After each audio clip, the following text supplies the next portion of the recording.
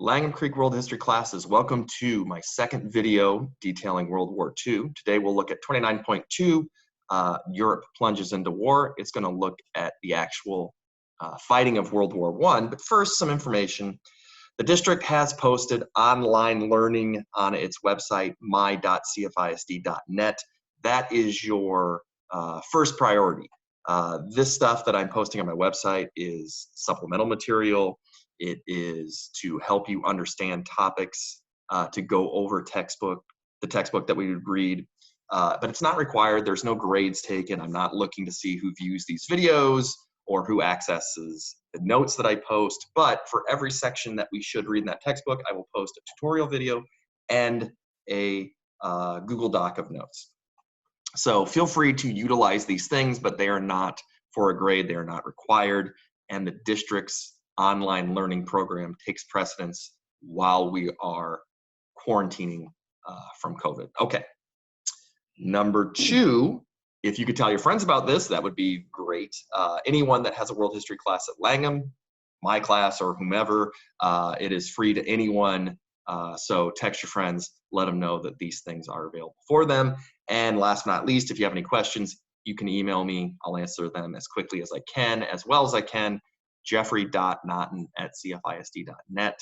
That is JEFFREY.NOTTON@cfisd.net. If you just want to say what's up, that's cool too. Okay, now on to the lesson. So we are going to look at 29.2 from the online textbook, Europe Plunges into War. I realize that's backwards. Trust me, that's what it says. So the war begins. Now, if you remember when we were talking last time, the war is going to start because of this event here, if you can see it, which is the assassination of Franz Ferdinand. Now, Franz Ferdinand was the heir to the throne of the Austro-Hungarian Empire, and he is going to be assassinated in a city of the Austro-Hungarian Empire by a Serbian nationalist or terrorist, depending how you look at this. And that is what is pictured here in this picture, right? So Gavrilo Princip is the young man holding his hat. He's got a gun in his right hand. He shoots Franz Ferdinand and his wife Sophie, who are riding around Sarajevo in a convertible car. And when he is assassinated, the alliance system is going to click into place. Austria-Hungary will declare war on Serbia, blaming them for the death of the heir to their throne. Russia will jump in on Serbia's side because they have an alliance with them. Germany jumps in and protects their ally in Austria-Hungary. And because Germany knows that Russia has an alliance with France, they just go ahead and declare war on France as well. Now, also we are going to see Britain join the war. It's a little more complicated about why Britain joins the war. We're not going to cover it in this class. However, there is a great class with a really cool teacher called AP Euro that will go into this to much more detail if you are interested in that sort of thing. I don't know if I've ever mentioned this, but I do teach AP Euro. It's an elective you can take as a junior or senior. I think it's the first time I've mentioned this. Anywho, you can access that there.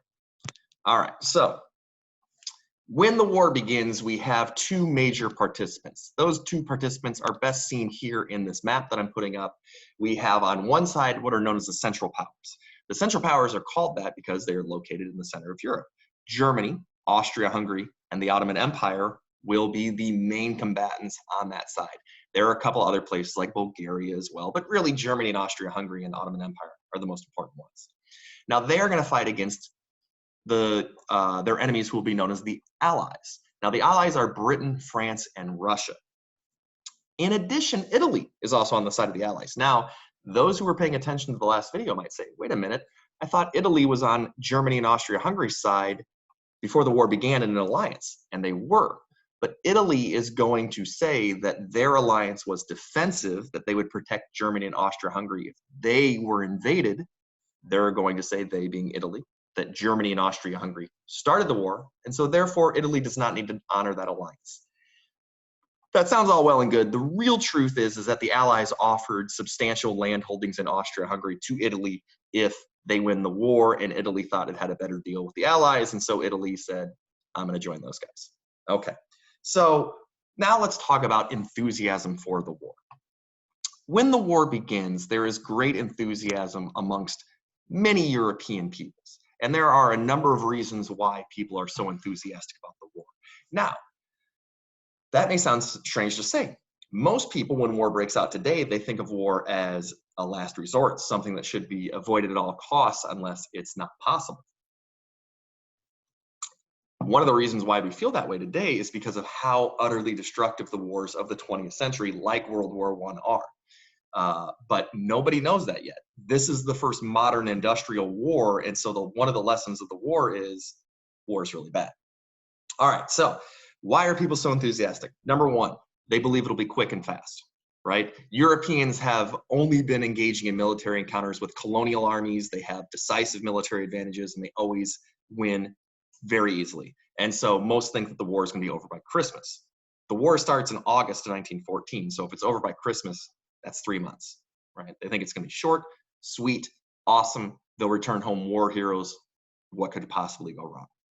Secondly, there hasn't been a major war of European nations really since the Napoleonic Wars. Again, that's not quite accurate, but for all intents and purposes, there hasn't been major European conflicts since Napoleon. And so many people have forgotten how terrible war can be, and a militaristic glorification of war has been going on, where people are taught that war teaches you courage and duty and sacrifice and honor and all these things that only war can teach a young man.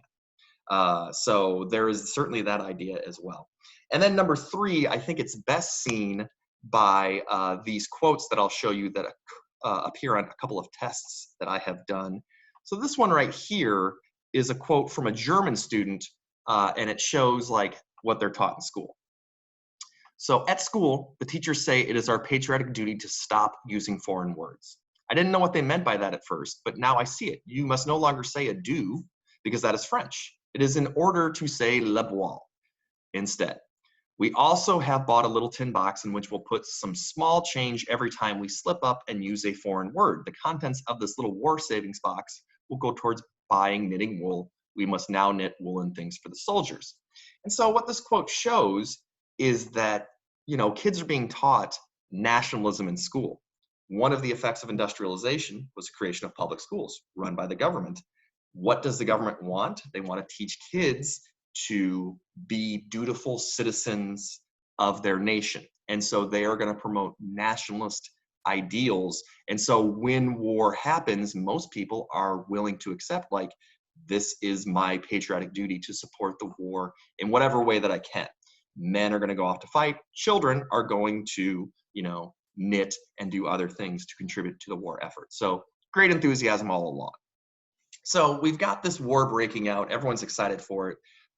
And it goes well, and everyone's happy, and we all live happily ever after. Oh, wait, checking my notes here. That's not what happens. I guess I should have read the whole section. So when the war breaks out, instead of being awesome, it becomes horrendous. And what we see is that a bloody stalemate breaks out. Now, a stalemate is where neither side can gain an advantage. Basically, each side fights to a tie.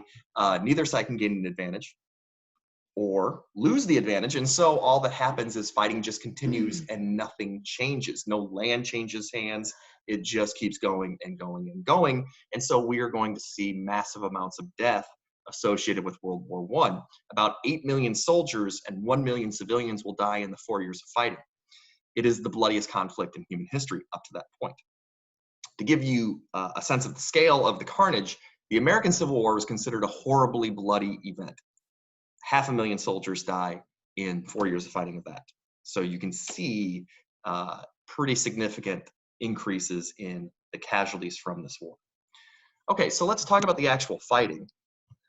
If we look at this map here, we can see, again, that Germany has a disadvantage. And this disadvantage is going to shape the way in which they fight the war.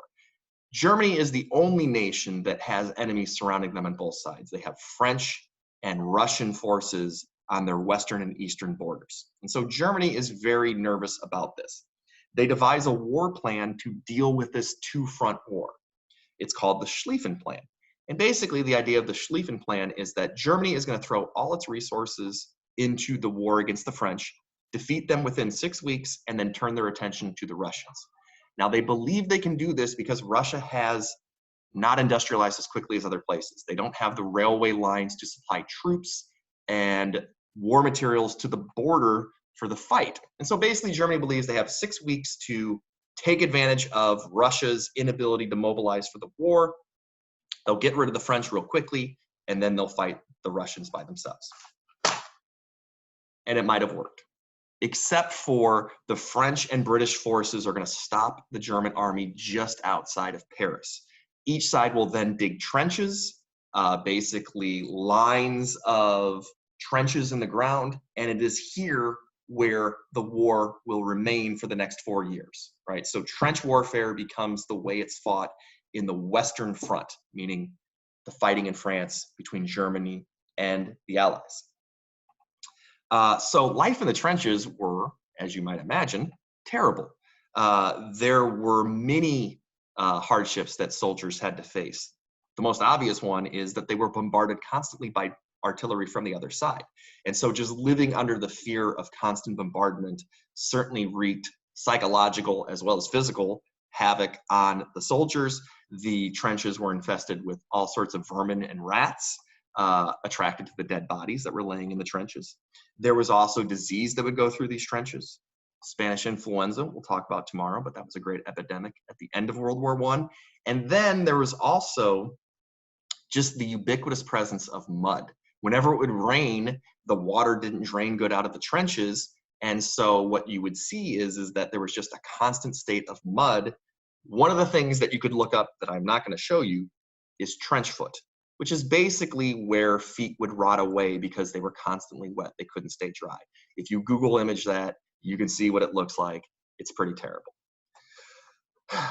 Now, another problem with trench warfare is that oftentimes soldiers were ordered to get up out of the trenches and run across the field to the other side's trenches to try and take them and end the war. The area between the two trenches was known as no man's land. And basically, if you were told to run across no man's land, you became target practice for the machine gunners on the other side. The machine guns are going to make trench warfare very stationary. No one can gain an advantage. And so these are basically suicide charges across these open fields.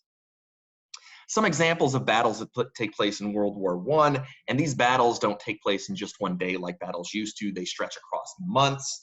There was the Battle of Verdun. At Verdun, each side loses about 300,000 soldiers, and Germany gains 4 miles for all that sacrifice. The Battle of the Somme is going to result in 500,000 casualties on each side, and 5 miles of territory changes hands. And so this is very emblematic of what's going to happen during World War I. Lots of death, very little gains. Okay. There is no end in sight to the fighting. Soldiers who were quite enthusiastic in the beginning quickly grow very disillusioned by the horrendous conditions that they face, as well as the sort of senselessness of this war. Duty and sacrifice make perfect sense if I'm sacrificing myself for a cause, for something. But if I'm just dying to die, what's it all about? That's an idea that a lot of the soldiers have. Here is a great example of this sort of disillusionment that we are going to see. It is not there. Oh. Let's look it up. If you Google Dulce et Decorum Est, it is a poem by Wilfred Owen, who's a British soldier.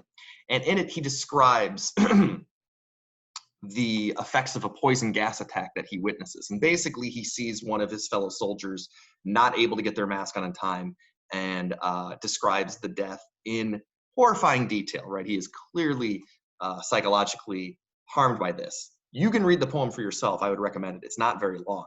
But I am going to just read the last stanza of the poem to you. As you can see, I've scrolled to that.